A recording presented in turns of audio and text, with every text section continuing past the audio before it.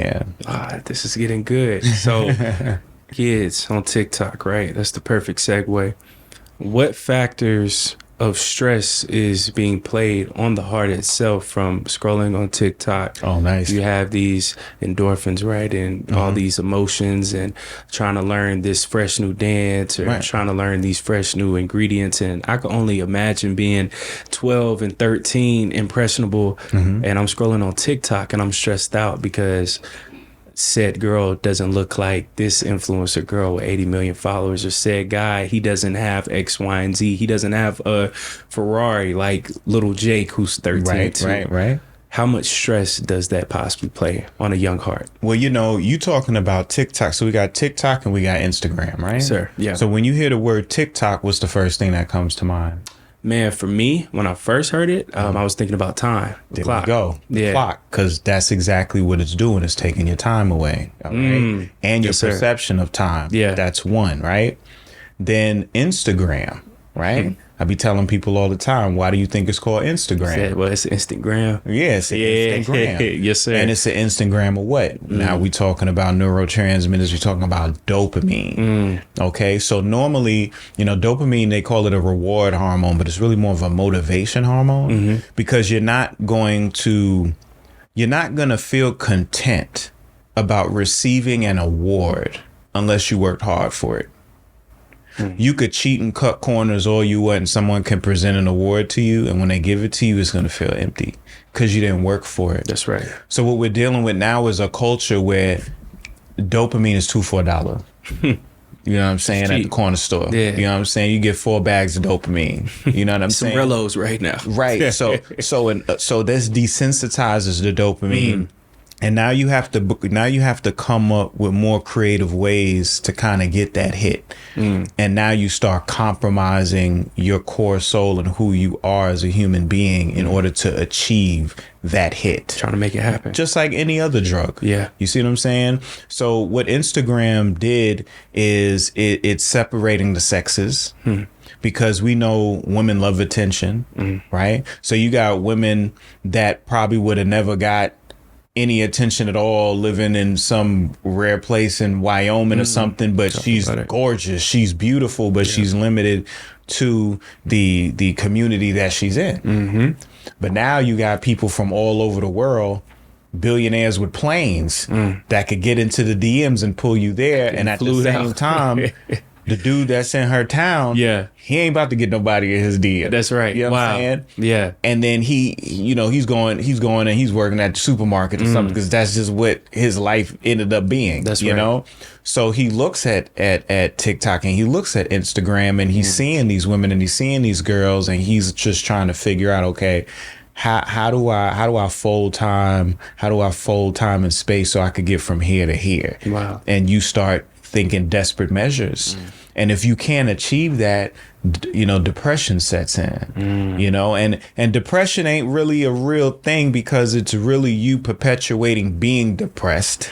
Depressed is like a one-time occurrence, and it's your body letting you know you need to do something about it. But if you don't do anything about it, then it persists. And then now it's something called depression, but it's really a choice. Wow. Because you can do something about it. Exactly. Now you said, how is this affecting, their mind and their heart and their health? Well, when you're dealing with the heart is not beating based on the blood. The heart is beating based on the nervous system. And what a lot of people don't know is the heart is actually a brain. Okay, so we got this brain up here. We got our brain in our gut, but our heart is a brain too. And I know people be like, "Oh, KT, you just saying what you want to say," But the heart has 40,000 neurons. Wow. All right. It actually has it in the upper space of the heart. It has a brain. Wow. And that brain is quicker than this brain and this brain. This is why when you look in ancient cultures, such as in Kemet, they were leading with a certain foot forward. Did you notice the statues? Yep. Which foot forward was it? It was the right foot, correct? Left. Oh, it was the left, so they could line up with the heart. Line up with the heart. That's correct. You know what I'm saying? That's and correct. even when you looked at the Hall of Judgment, there was the heart versus the feather. The heart was a container, and the feather, like what does the Ma'at feather represent? Well, the heart represented a container because it represented capacitance. It represented the storage of energy. Okay. While the feather represented the release of energy or discharge. Because if you put a feather in the atmosphere, you'll notice static electricity of its discharging. This is why birds have feathers. You see what I'm saying? And this relationship between the heart and the feather, or storage versus discharge, also reflects the relationship between acid and alkaline, or the receiving of electrons with alkalinity and reduction, or the loss of electrons through acidity and oxidation. Okay. So the heart has a brain. Okay. And its beat is regulated by your autonomic nervous system, which splits in between the parasympathetic, which is rest and digest. This is the feel good. I'm eating, I'm sitting down, we rapping, you know what I'm saying? I'm not about to do a bunch of stuff. My blood is focused all in these organs to get the nutrients out, right? Versus sympathetic, which is fight or flight, which is, ooh, I'm scared, or I have to fight this person. Let me stand my ground. I don't need blood in my organs. I need blood in my extremities. Got you. Okay. Yeah. So the sympathetic producing adrenaline is going to make the heart beat faster. As you already know, you in a fight or flight situation, that heart beating. Adrenaline's pumping. Right. But when you eating, your heart ain't beating like that. You relax. You relax. Yeah. So parasympathetic slows it down. Sympathetic speeds it up. So when people have high blood pressure and hypertension, the doctors give them something called a beta blocker. So if the heart was a pump and it was all about blocked arteries and flow and everything like that, then why are you giving them beta blockers? Because what a beta blocker does is it inhibits the sympathetic nervous system from speeding the heart up and kind of pronounces the parasympathetic, so it slows the beat down. So they say, oh, that's how I'm going to bring your blood pressure down. But remember what I told you. People's flow is already jacked up from the electromagnetic frequencies, right?